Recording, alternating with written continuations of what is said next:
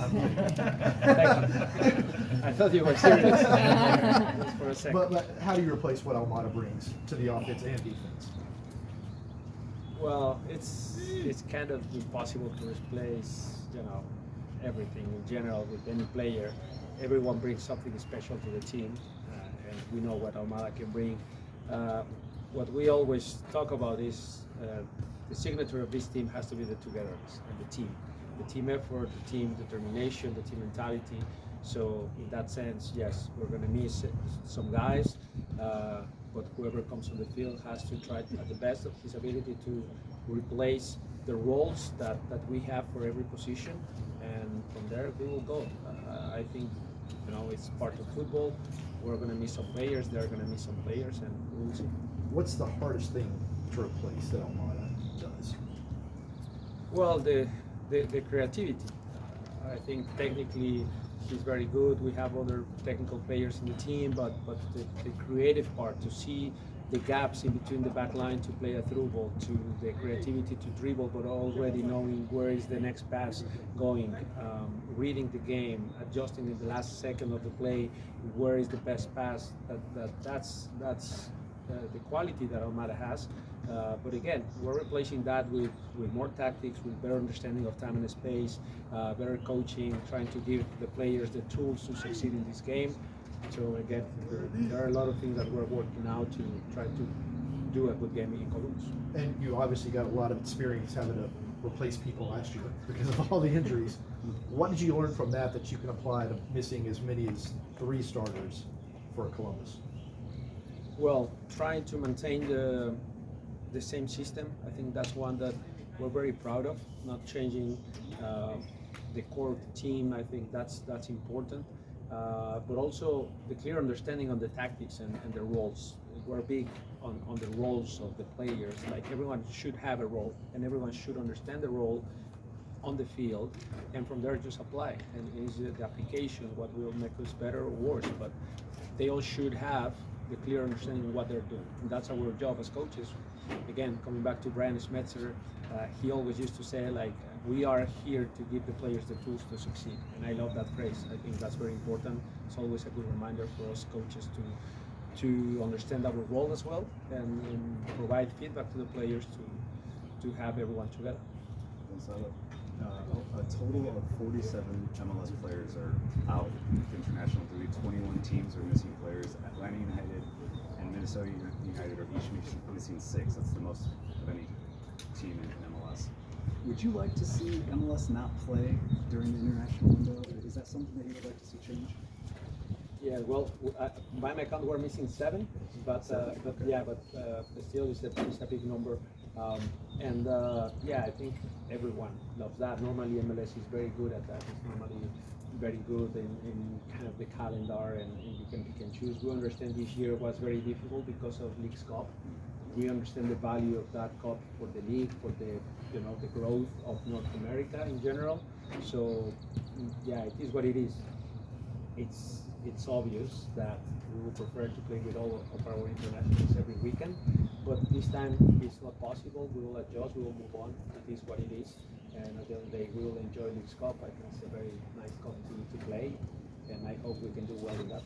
Coach, has jugado prácticamente el mismo esquema en los 4 partidos. Hoy, con la ausencia de algunos jugadores, ¿cambiarás el esquema o jugarás de la misma manera para enfrentar a Columbus, este partido que el año pasado se rescató un solo punto de los 2 partidos jugados, un empate y una derrota? ¿Cambiarás el esquema o jugarás de la misma manera?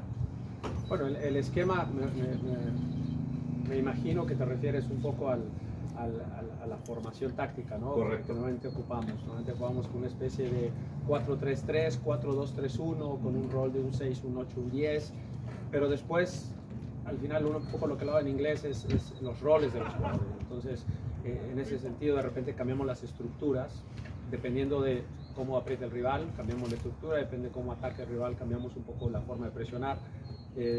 Entonces no cambiaremos esa formación que tenemos de una manera inicial, pero después sí que siempre damos ciertos detallitos tácticos que ojalá nos ayuden a tener un mejor control del juego, pero es basado en lo que tengo y basado en lo que tengo en cuanto a jugadores y en lo que representa el reto de enfrentar un equipo como Columbus.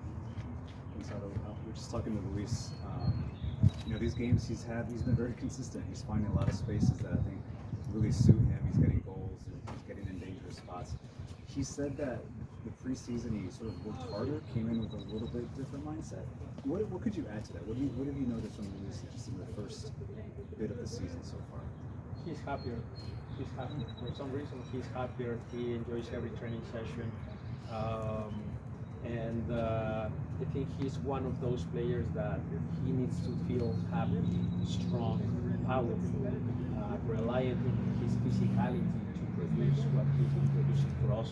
And we are here to help him as well to maintain that level of confidence and believing in himself, because we have a huge belief in him. We feel like he can be one of the best players in MLS for sure, and he's been proving that, I think, but everything comes from his happiness. So we're working on that. I think he's getting better and better, and I hope still he can continue producing even more for the team. Then we will have some good attackers to move up front in the squad. Did you settle on free kick takers for this week? Not yet. Still, tomorrow we'll have one more practice on that, direct free kicks and all that. We know the corner kicks, the wide free kicks, but the direct free kicks, we're still, we have to review that tomorrow.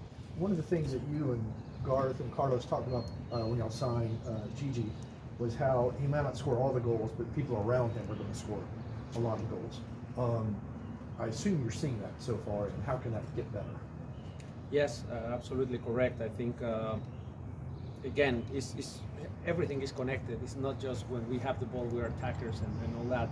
For me, everything is connected. When we are defending, when we are pressing, that's a good way to attack, because we want to regain the ball higher on the field, and then from there we create chances a little bit from chaotic movements, because the opposition is open up, they open up to play, and then if we press right, if the timing is good, we can have a lot of spaces in that little transition moment, and Gigi helps with that as well. So it's a little bit of pressing, starting with that, and then obviously his movement.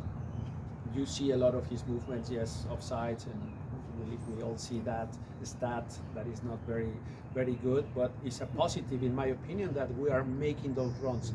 If the timing gets better, if they know each other better, if Thiago knows the timing of Gigi when he's going to run, if Gigi knows when Thiago is passing, when Luis is passing, when Amar is passing, when Santi, Ibarra, when all the players are activating Gigi, I think we're going to have a good understanding on how to stretch teams, and that will create more space for Thiago and Luis, and from there we are going to have more chances. So yes, I think it's a good repertoire for Gigi's movement that is going to help collectively the attacking side of the team.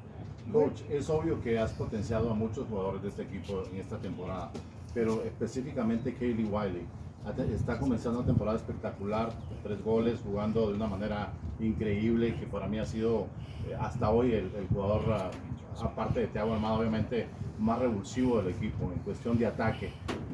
Sí lo ves de esa manera y sí ha tomado esa confianza y esa responsabilidad Kaylee Wiley cuando entra al terreno de juego. Sí, yo creo que ha dado un paso muy importante. Decía el otro día que quizás que no hemos visto todavía lo mejor, porque lo que yo creo es que ese muchacho con confianza, cuando esté al 100% una mentalidad de todo lo que él puede hacer en la cancha, vamos a ver un muy buen jugador. Y creo que ha producido muy bien, pero creo que todavía puede producir mucho más si él tiene más confianza en él, si él se siente seguro en cada acción, especialmente, o en qué creo que puede darnos más en el mano a mano. Creo que de repente cuando él agarra la pelota por la banda, lo he visto encarar a muchos de los mejores defensores de esta liga y lo hace muy bien. Entonces quiero que tome más responsabilidad en eso, pero es un muchacho de 18 años, a veces no quiero poner mucho peso sobre sus hombros, y es algo que él tiene que identificar, y espero que con los goles, las asistencias y su buen juego empiece a tomar esa confianza en sí mismo, que le haga tener un poquito más esa parte del mano a mano. Recuerdo que el año pasado hablamos precisamente de eso, me lo dijiste, que eso era lo importante que tenía Kaylee Wiley, pero ¿qué es más presión? El año pasado no fue una buena temporada, a estas alturas no se estaba bien, hoy se está ganando y se está ganando bien, pero mi pregunta va, es siempre tener presión, dirigir un equipo como el Atlanta United, se gane o se pierda. Sí, yo creo que esa presión siempre es la misma, es una presión que capaz que no siempre viene de afuera como se cree, creo que siempre viene de adentro, esa presión que tenemos simplemente por venir aquí diario. Imagínate lo que es para mí manejar diario y entrar por esa puerta y ver estas instalaciones y ver toda la gente cómo te recibe con los brazos abiertos para que tú hagas tu trabajo, teniendo todas las herramientas. Te inyecta una responsabilidad, una presión de decir tengo que hacerlo mejor este día por donde estoy. Entonces esa presión siempre creo que existe, es una presión buena, sabemos las exigencias de este club y tratamos de estar a la altura nada más. Decir un poco lo que decías, que a estas alturas estábamos sufriendo, no es así. A estas alturas, jornada, sé que va a la 4, pero en la jornada 5 teníamos 10 puntos.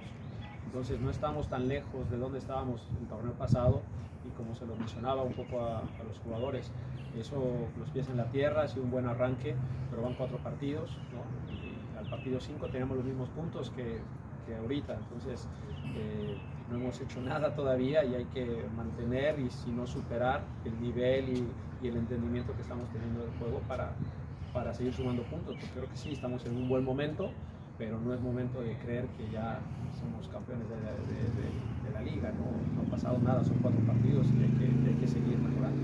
Gonzalo, Columbus missing